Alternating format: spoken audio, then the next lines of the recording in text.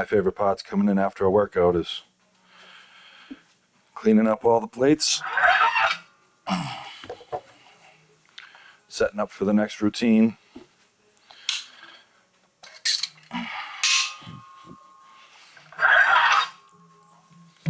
Probably the worst after a deadlift day, because it's my gym, so I don't have to re-rack all my weights, so I don't. But today's leg day, and we're gonna throw on some plates so that after we get warmed up, we can just jump right in. And now I like to mix in abs. So when I do legs, I mix in a set of cable crunches after every exercise, and I like to think that helps me strengthen and stabilize my core, so that when I do my sets, I'm a little bit more focused on holding everything together and staying locked in and tight. And so for my warm-up, I got these bands. What are these? Tribe lifting bands, and go with a medium, just to get everything going. And the way I was taught for these is just knees bent, and you're gonna step out.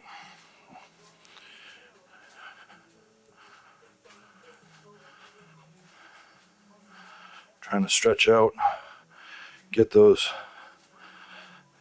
adductors and abductors working. Get a nice little burn in your ass. That's how you know it's working.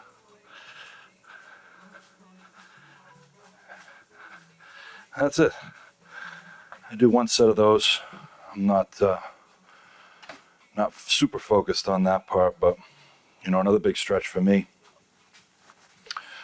And I've always had an issue activating my glutes, so what I've noticed is one leg up, flex the glute,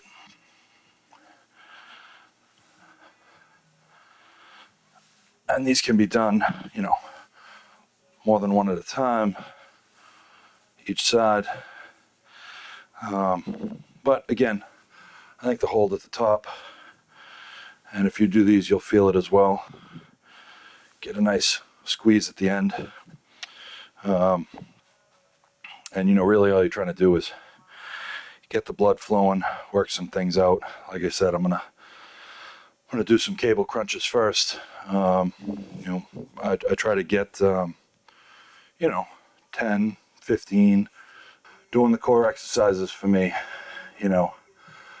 when I'm up, I like to get that full stretch, goes right up into my under my arms, my lats. I like to feel that, and then on the way down, I'm looking to keep that contraction the whole time, and just keep the core. Now, mind you, I got some squish here, so it's not like I'm ripped. I'm not showing you guys something that's going to get you ripped, but strengthening your core, I think is really important. Especially when you're doing squats, deadlifts, really anything. I mean, you kind of underestimate how important the core is to what you're really doing. So we're going to do a quick warm-up set here, just the plates. I like to go low bar. And low bar, for those that don't know, it's just your traditional squat is going to be right up on your top of your shoulders, your traps. Low bar is going to go a little bit further back, and because of my long legs, kind of helps with the bar path. So I go with a standard, shoulder width on the feet position. You can go wider. I've done those as well. I like the standard shoulder width. Kind of gives me good stability. I've seen people feet close together, feet wider. It really is your body type, your ability to reach the depth that you want, and your ability to stabilize your body during the process. So I'm going to go ahead and try to get 6 to 10 of these right now.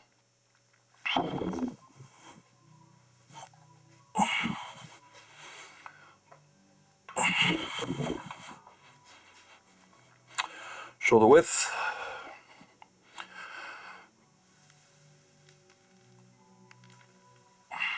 Probably can't hear that crackling, but I can.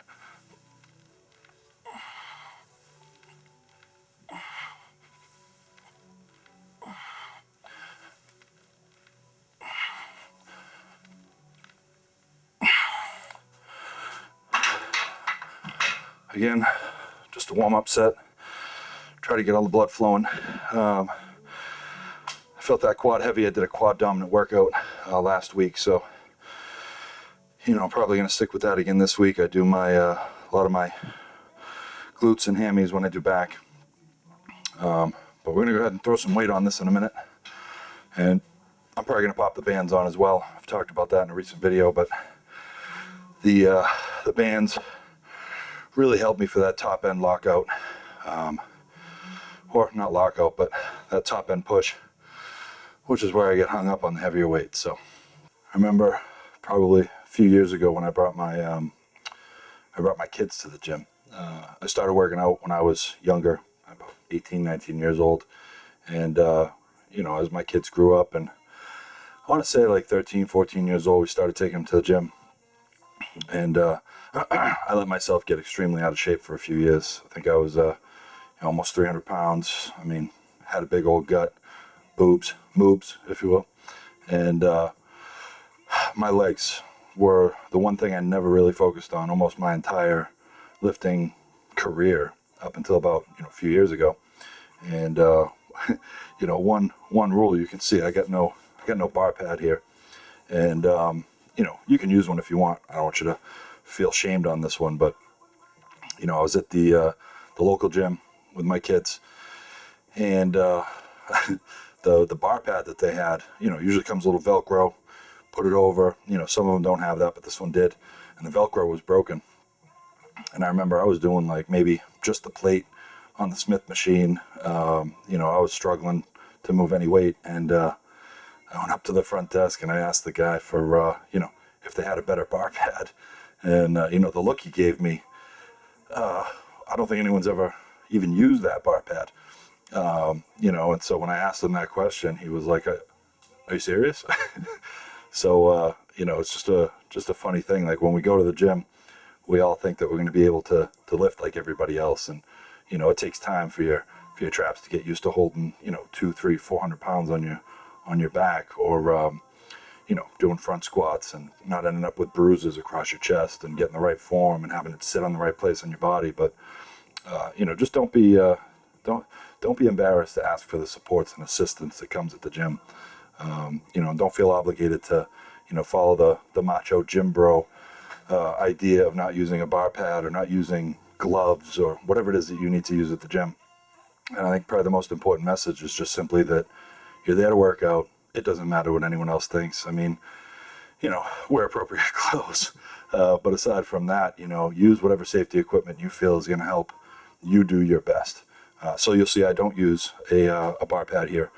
And the reason being is that, I've got a wide back. I got a lot of space. It would be kind of silly. It would only cover up a little piece of it. But I'm going to go again here. I'm trying to get, maybe 6 to 10. And going for the low bar, which once again is a little further down on the back, just above the shoulder blades, kind of sitting on those lower traps. And for me, that just gives my bar path a lot more of a direct line from the floor up and straight down. Really aligns with my center of gravity because of my height. So use whichever setting works for you. High bar, low bar, whatever. The one tip I will say, and we'll watch on this video on the replay here, is if I keep my elbows down. A lot of people flare out their elbows and they go backward, and you end up using a lot of back instead of keeping your elbows down, which keeps your body in the right position to push straight up. So let's see how I do.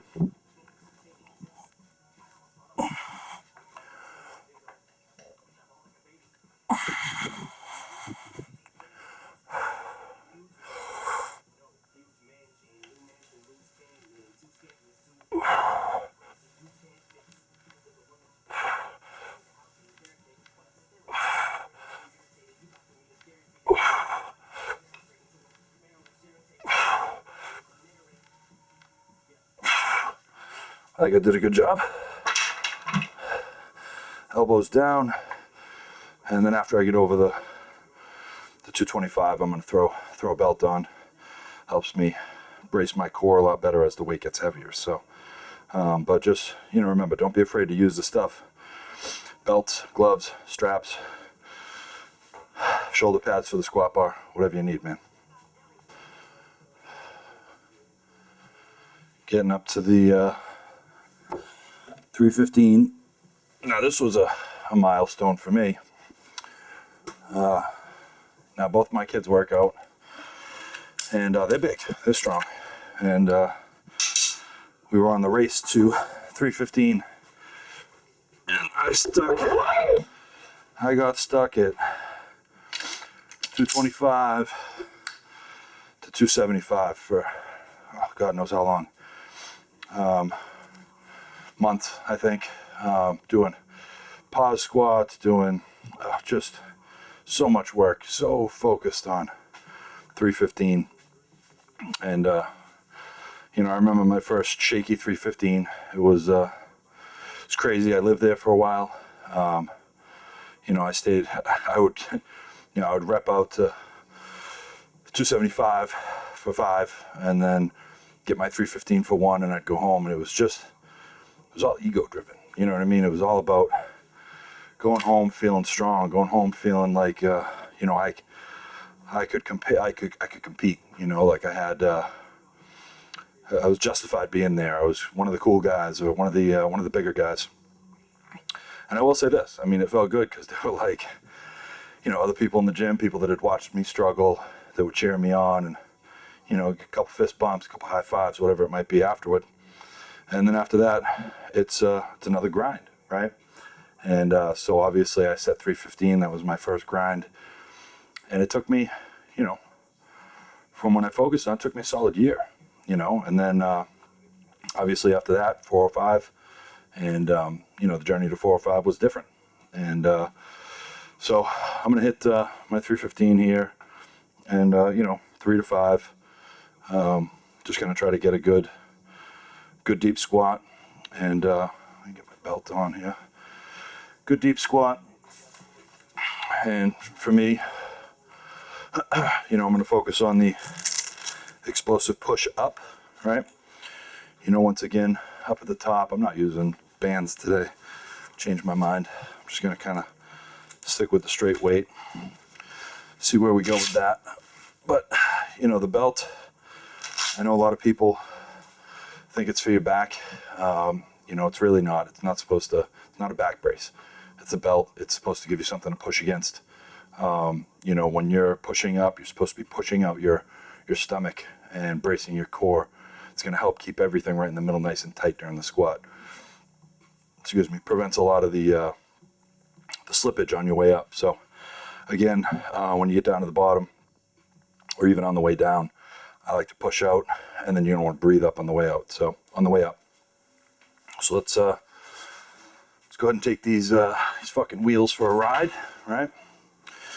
And let's see how I do. We're gonna watch the elbows, make sure they stay down, and gonna watch the bar path, which you guys can't see, but I got a pretty good feel for. So let's see how this goes.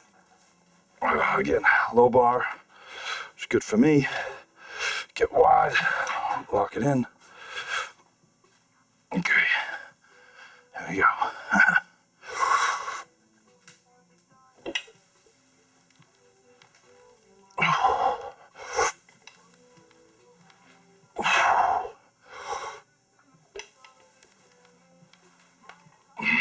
Take those. Quick 3. I did lean forward on one of those, which, as you get up into the heavier weight can be problematic, but for that, I felt good still, so I don't have a problem with that. But yeah, 3, and I like it. So the road to 405, right? It's a different one. I want to say it took about the same time. It took me about a year to get from 315 to 405. And, there were some things that I had to work through before I could lift that weight. And, I think when you start off lifting, right, you go through some stages where you do what your muscles tell you they can do, right? You lift until you feel like you can't lift anymore. And, there's an old, as Tom Platz says, if you feel like you're done, you got 4 more in you or something along those lines. And, I think that's a lifting mentality. It's a psychological breakthrough when you get to that point, when you go from this is all my body can handle, to pushing through it, right? That there's more in there. You got more in the tank. There's more available to you than you think you have. And every lifting battle that I've lost, not everyone, some of them came down to physical limitations, but most of the lifting battles that I've lost started here, right? I got 405 on here, nice and colorful. I don't have an extra 45, so I get the 25s and 10s here. And you know, going into this lift, it's in your head. You know what I mean? On the way down, you're thinking, do I have it? Do I have it? And you know, I think there's a certain amount of fear going into it. You don't want to hurt yourself.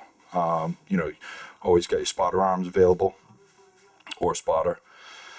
And you know, so I don't know what I'm going to get here. Probably just put up one, maybe two. You know, again, then I'll back down, probably back down to the 315 or maybe even the 225 and rep out a little bit before I move on and start hitting some split squats. Everybody's favorite, split squat. And you know, before I go any further, I know you're watching this and you're like, damn, that guy's calves are small. Fuck you. Your calves are small. All right. So, again, the belt is something to push up against. And in this situation, I prefer it. I see people doing beltless, God bless them, but you know, for me, I find the benefit. So let's go ahead and put this up for you. Again, low bar. Get wide. Lift it up. There we go.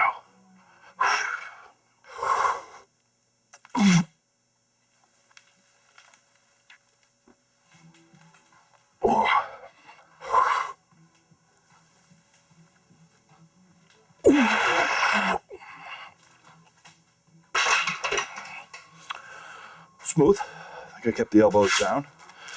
Definitely made some faces, which means it was working.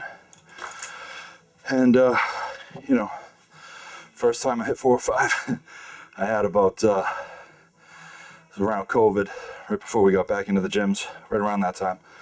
And there must have been 6 or 7 teens there watching me lift, and I finally got up to 4 or 5. Not only did they videotape me, they cheered me on, clapped when I was done, made me feel like a fucking hero, you know what I mean? So that is the one piece that's missing here, is that collective motivation.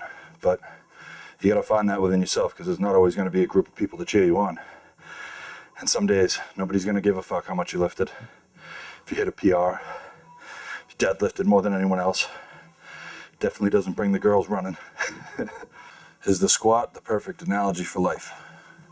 That's my question to myself. So, let's put it this way. You put on weight that you're not sure you can handle, you throw it on your back, you get down, and you fucking push. And, you know, maybe it's not the perfect analogy for life, but I think lifting in general is.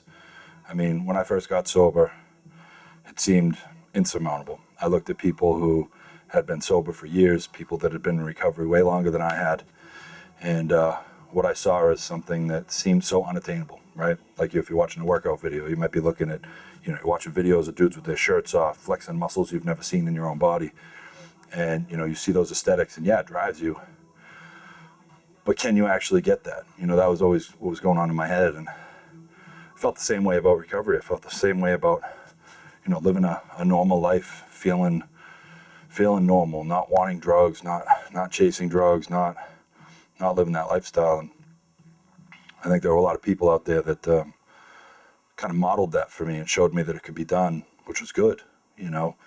And it was as arduous of a journey as it is going from somebody who's never worked out to looking like somebody that works out, you know, to building your physique, mastering exercises, you know, understanding your body and the way it works. I'd say recovery is exactly like that. You know, getting sober was the easy part. Getting well was the hard part. And just like working out, anyone can lift weights, but not everyone can hit the nutrition, the macros. Not everybody has the dedication. Not everybody goes to the gym and approaches it the way a fitness influencer does, or you know, those people that you see You only see the tip of the iceberg. You don't see all the work that gets put into it. And, you know, if they're not on gear, which makes it completely unobtainable, you know, a nice natural physique is something that it's attainable. And, but it requires all those other pieces. It requires the dedication. It requires the commitment. It requires you working out when you don't want to work out. And, you know, for me, my recovery was the same way. It required me to face parts about me I didn't want to face, work on parts of me I didn't want to work on, be open to suggestion, understand I didn't know what the fuck I was doing and I needed some direction, you know. And I would even go as far as to say, yeah, I've been working out for 30 years, but I had a trainer a couple of years ago that I said, listen, dude, I don't know what I'm doing. I've been working out my whole life and I don't think I know what I'm doing. And he came in and corrected so many mistakes. And, you know, I forgot to mention that before. He was part of that road from, you know, 275 to 405. And, yeah, so it's not, don't be afraid to let somebody help you, but more importantly, give it time. Give it time in the gym. If you're getting well, if you're getting sober, give that time too. And understand that, you know, you're building something. You're building a physique, you're building an image, you're building an identity, you're building something that you can be proud of. And, yeah, so I back down. I'm going to go ahead and hit this 365 and try to rep these out and do a couple sets of these, and then we're going to hit those split squats. All right.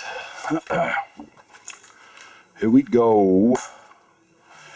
Here we go. Nobody watching, nobody cares.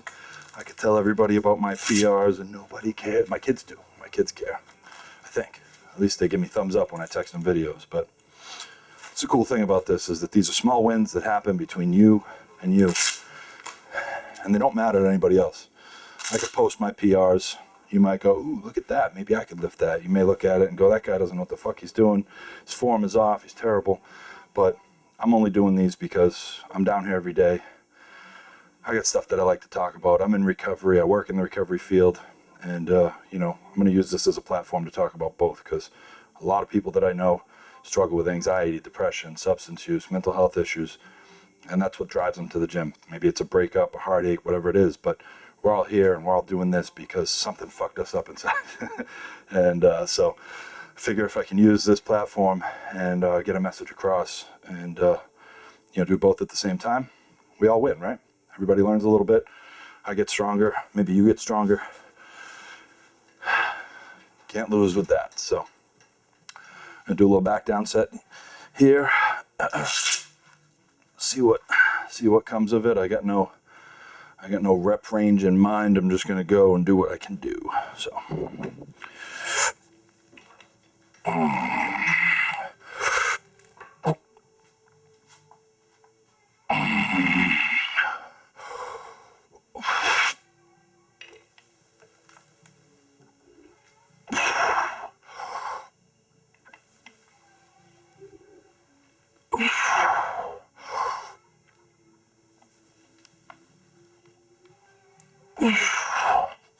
I'll take those. Nothing wrong with 3 good ones, right? What do you think? Is 3 enough? Would 5 be better? Everybody's favorite, the split squat. So I like to use the squat bar as a brace because my ankle stability is not amazing. But you know, here the goal, at least for me, is all the way down. Good stretch on the back quad. And then I'm pushing up with glute, quad. Mind you, I'm not pulling off the squat rack. Just stabilizing. I just got my finger on there. And this sucks. It's always better to have a little weight on there, but for me, body weight's just fine right now, especially after all those squats. All right, get that. All right, glute.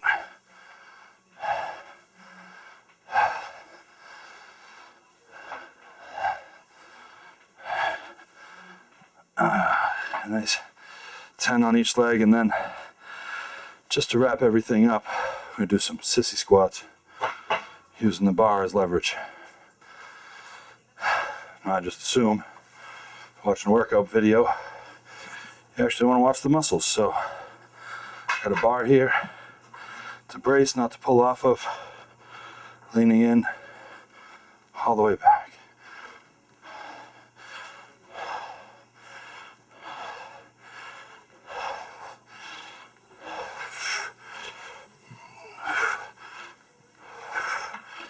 Oh,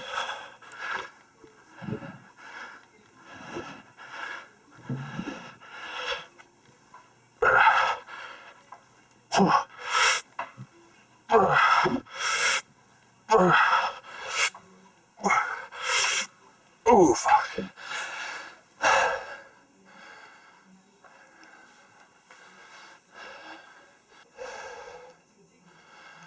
Now, if for some reason you don't agree that working out and getting well are very closely integrated, I just want you to think about it for a second.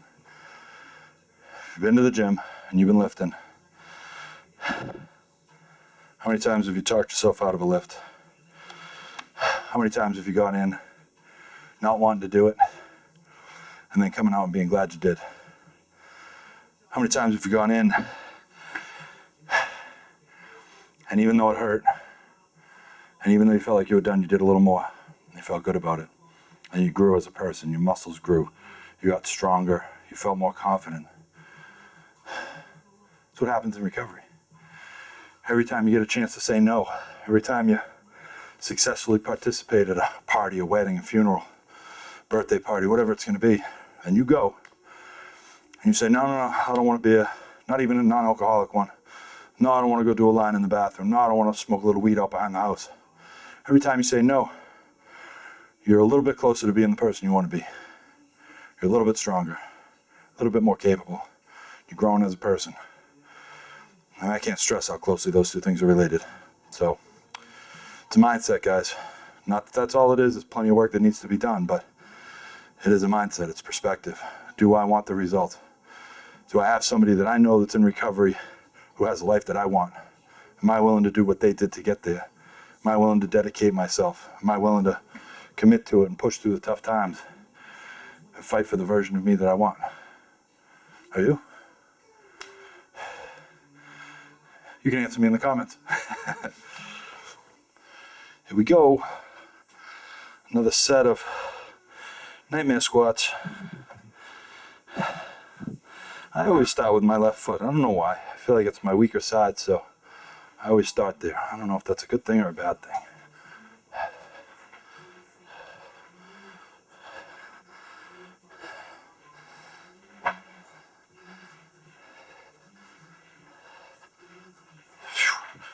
Quick 10. Doesn't feel so bad.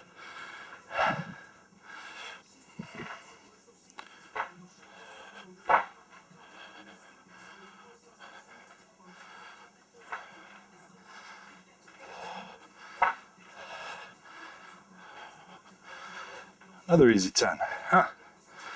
They're easy. Am I doing them right? Do a few more of those little body weight squats that I like, right? I like looking in the mirror, watching the quads, looking for those little veins, a little cut, right? Who doesn't love that?